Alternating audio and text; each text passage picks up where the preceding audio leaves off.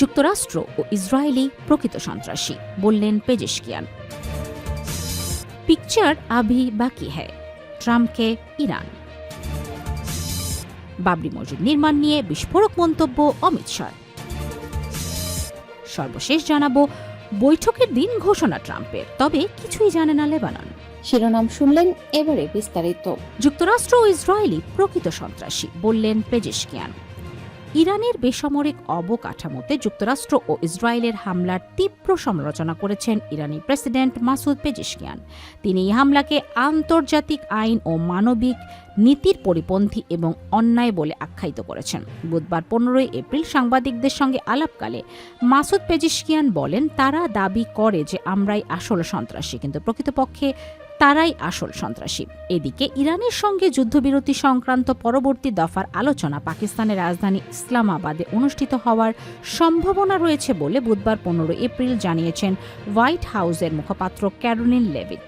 সাংবাদিকদের প্রশ্নের জবাবে লেভিট বলেন, পরবর্তী বৈঠকগুলো খুব সম্ভবত আগেরবারের জায়গাতেই অর্থাৎ ইসলামাবাদে অনুষ্ঠিত হবে। লেভিট জানান, বর্তমানে পাকিস্তানই এই আলোচনার একমাত্র মধ্যস্থতাকারী দেশ। তিনি বলেন, বিশ্বের অনেক দেশই এই প্রক্রিয়ায় সহযোগিতার প্রস্তাব দিয়েছে, তবে প্রেসিডেন্ট ডোনাল্ড ট্রাম্প মনে করেন পাকিস্তানের মাধ্যমে এই যোগাযোগ অব্যাহত রাখা জরুরি। সেই অনুযায়ী কাজ চলছে। পিকচার আভি বাকি হ্যায়, ট্রাম্পকে জানালো ইরান। বিশ্ব রাজনীতিতে বাকযুদ্ধ নতুন কিছু নয়, তবে এবার সেই লড়াইয়ে যুক্ত হল বলিউডি আমেজ। মার্কিন প্রেসিডেন্ট ডোনাল্ড ট্রাম্পের মন্তব্যের পাল্টা জবাব দিতে সুপারস্টার শাহরুখ খানের জনপ্রিয় একটি সংলাপ ব্যবহার করেছে মুম্বাইয়ের অবস্থিত ইরানি কনসুলেট। সম্প্রতি নিজের সোশ্যাল মিডিয়া প্ল্যাটফর্ম ট্রুথ সোশ্যালে ইরানকে উদ্দেশ্য করে বেশ কিছু কড়া মন্তব্য করেন ডোনাল্ড ট্রাম্প। সেখানে তিনি ইরানের নৌশক্তি হ্রাস পেয়েছে বলে দাবি করেন। ট্রাম্পের এই দাবির পরই নড়ে চড়ে বসে তেহরান। ট্রাম্পের বক্তব্যের প্রতিক্রিয়ায় মুম্বাইয়ের ইরানি কনসুলেট সামাজিক মাধ্যম এক্সে একটি ভিডিও শেয়ার করে। ভিডিওটিতে দেখা যায় ইরানের অত্যাধুনিক স্পিড বোট এবং মিসাইল মহড়া। তবে সবচেয়ে বেশি নজর কেড়েছে ভিডিওর সঙ্গে দেয়া ক্যাপশনটি, রিপিট, যেখানে শাহরুখ খানের ওম শান্তি ওম সিনেমার সেই বিখ্যাত সংলাপ যোগ করা হয়, পিকচার আভি বাকি হ্যায়, অর্থাৎ সিনেমা এখনো শেষ হয়নি। বাবরি মসজিদ নির্মাণ নিয়ে বিস্ফোরক মন্তব্য অমিত শাহ। আসন্ন বিধানসভা নির্বাচনে ভারতীয় জনতা পার্টি বিজেপি পশ্চিমবঙ্গে ক্ষমতায় এলে রাজ্যটিতে বাবরের নামে কোনো মসজিদ নির্মাণ করতে দেয়া হবে না বলে জানিয়েছেন ভারতের স্বরাষ্ট্রমন্ত্রী অমিত শাহ। বুধবার 15 এপ্রিল আলিপুরদুয়ার জেলার ফালাকাটায় এক জনসভায় ভাষণ দেওয়ার সময় তৃণমূল কংগ্রেস নেতা মমতা ব্যানার্জিকে উদ্দেশ্য করে এই বিস্ফোরক মন্তব্য করেন তিনি।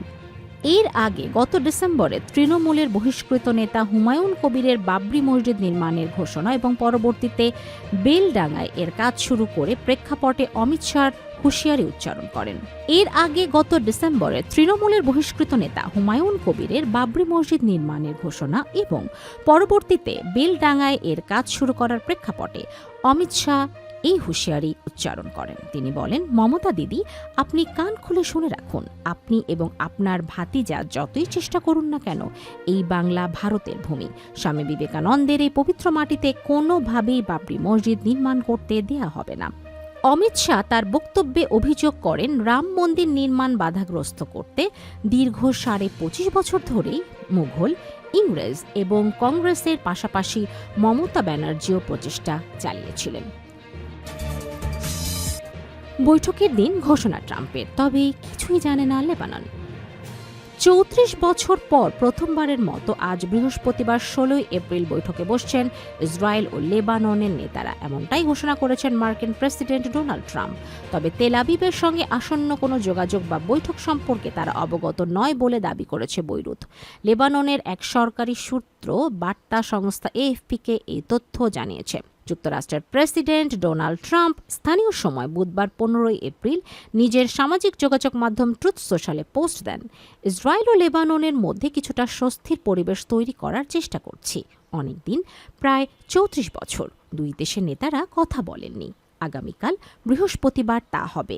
ভালো লাগছে।